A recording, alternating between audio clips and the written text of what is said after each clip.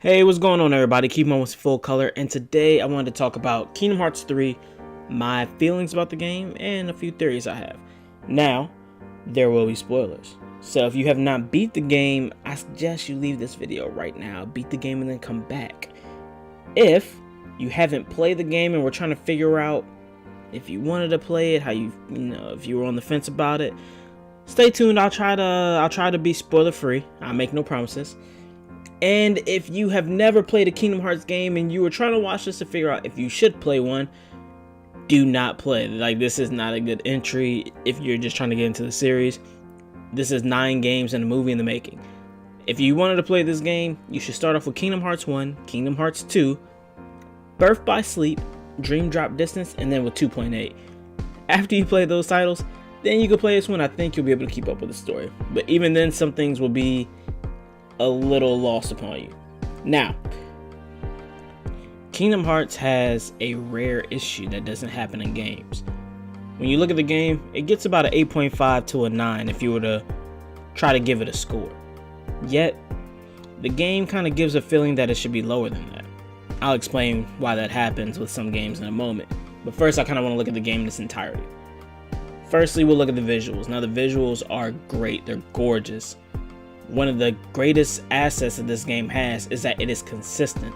So throughout the game, you're going to see it just look good through and through. And when you hit a cutscene, those cutscenes dial it up a notch, but there's no big gap. A lot of RPGs, they have like your base graphics, and then they'll throw in this beautiful, gorgeous cutscene. So you go from like a 5, and then you dial it up to like a 10.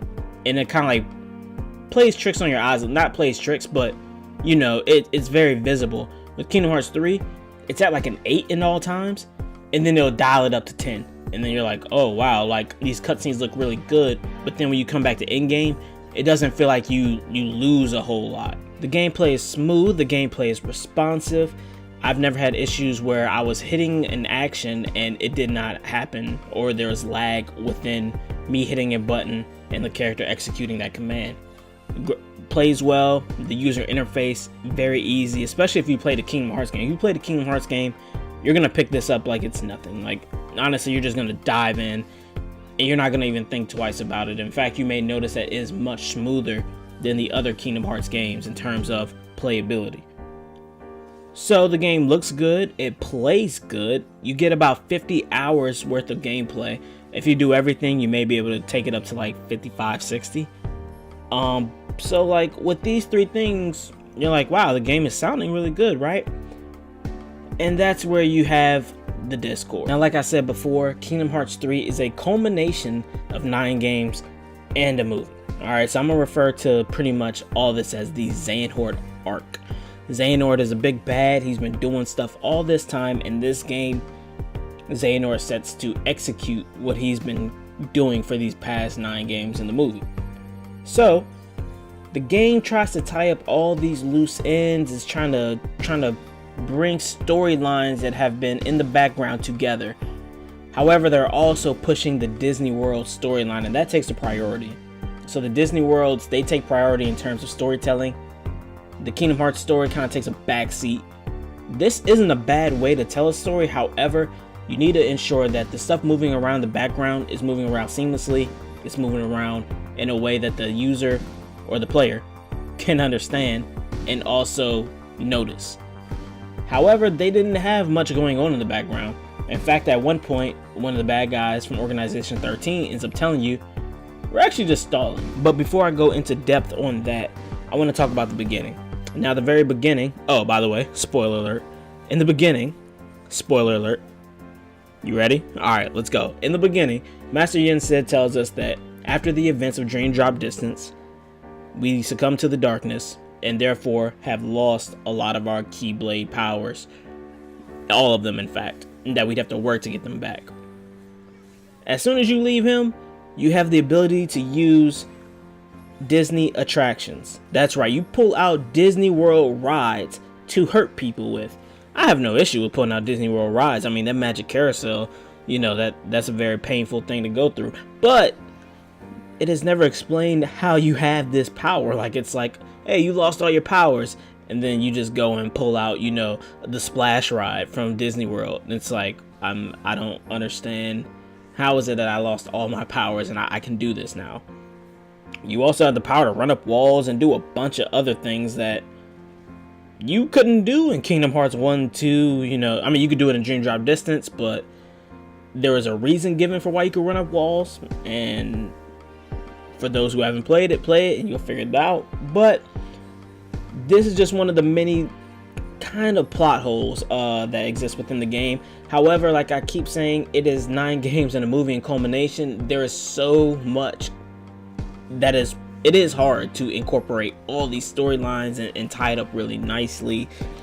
So not only on top of the Disney worlds that are being pushed, you have a lot of characters. You have 10 plus major characters that have a role within this game, and they're trying to give you a piece of everybody, and sometimes they just fumble the ball a little bit.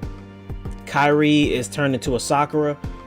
For those who don't know, Sakura is a character in the anime Naruto, and she is absolutely useless. Like, she should be given more shine, but she is not. Kairi is the same way. You know, you see her throughout the game and you're thinking she's gonna become very important and be very useful. No, she does not. She's just there as, you know, the damsel in distress. Riku is Riku. Riku gets shine. That's kind of to be expected though. Outside of that, there are 2 really big storylines that they just mention and then up and abandon. I wasn't a huge fan of that they mentioned these 2 big things and then they just act like they never introduced them at all. So I'm unsure this is going to be saved for a later title, but just as playing the game and you're hoping for more information and they don't give it, it kind of does put a damper on things.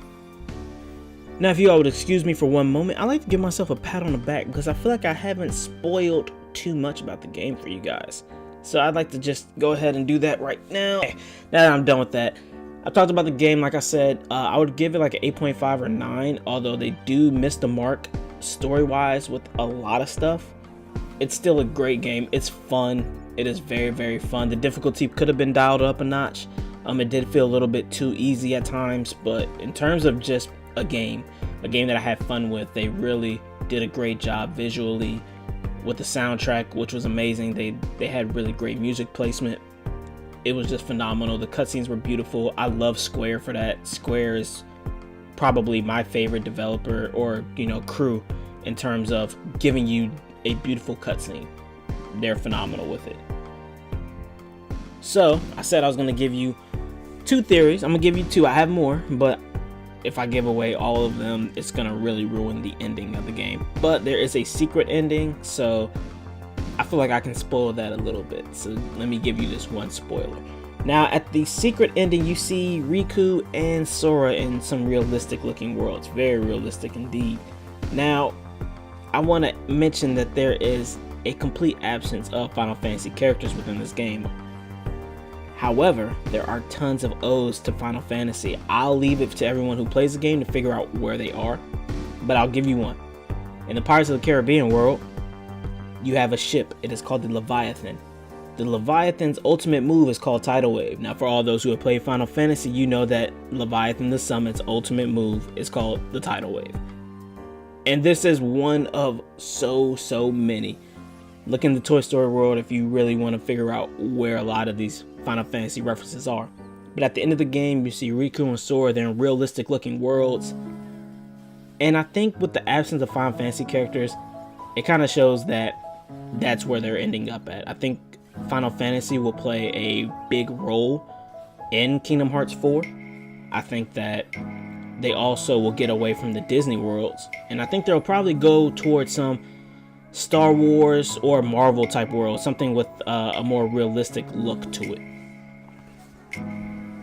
And I don't want to give away too much, so I'm just going to leave it at that.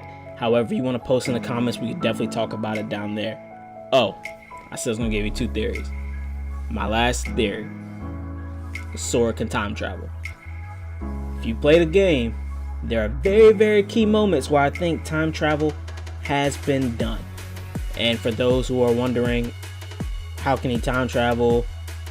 There's another character in the game who is known to time travel. Therefore, I think Sora has also developed this power, and they're just kind of waiting to introduce that in itself. But those are my two theories that go along with Kingdom Hearts 3. Like I said, I enjoyed the game thoroughly. I think all Kingdom Hearts fans should play it. I think that you will enjoy the game. You may have some issues with it, as I did, but I think it's still a good title nonetheless. Very polished, well produced. I'm very happy with what we got, and I'm glad that we got it, because for a while it seemed like we might not get it. Anyways, that's gonna be it for this one. I thank you so much for watching. I don't think we say thank you enough, so thank you for the views, thank you for the subs, the notification bells that you all click. We appreciate that. As usual, everybody, this is Keith. Y'all be easy and stay blessed out there. Peace.